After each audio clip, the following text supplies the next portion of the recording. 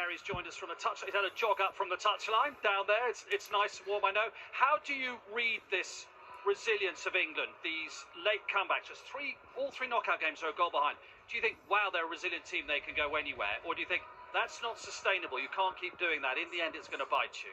That's what I thought a couple of weeks ago when Declan Rice did that first interview with Gabriel. There's no doubt that they were ruffled at that time and they were living on the edge, and they've lived on the edge for a couple of weeks, but some things just shifted a little bit.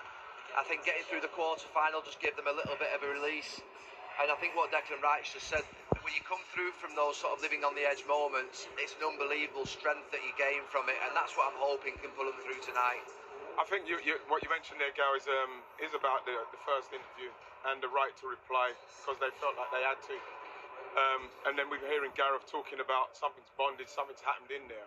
And I think when you look at the leadership squad, the leadership guys in that dressing room, I think they were right to do that. I think something has changed. They have got belief, it's like you said in the interview. And what you're hoping now, with everything that's gone on, with all the so-called luck and everything that's happened, that they can finish it off tonight. That's the main thing. Yeah, belief seems to be a strong word coming out of the last few interviews, but they still have to step up a gear. I think their performances, they've showed great spirit, great fight, the usual stuff you'd expect from a really good team, but they'll have to bring more quality to their game 100% tonight. They will be found out, but they do have the players of doing that.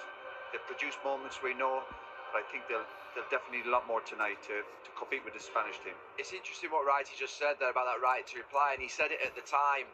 And I wasn't sure whether I agreed with him on that, because in past tournaments, we've come out on the front foot, but then not followed it up by winning.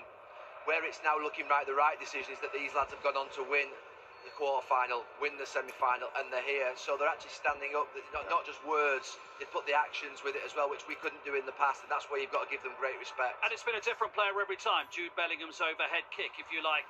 With a penalty shootout, might be Ivan Toney, might be Alexander-Arnold taking one, obviously Ollie Watkins. That's been the beauty of this England team, has it? It's been somebody different every time, and it could be somebody different altogether this evening. Yeah, and obviously we can't ignore the bench.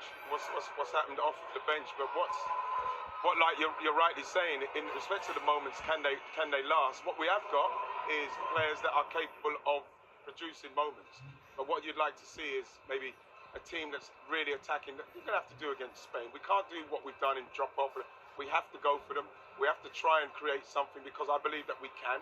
I believe that with the belief they have, we must have a go. We can't do at Italy and drop off. We have to have a go. And we know what it's been like back home, and this rather symbolises it all. The Killers at a concert this week.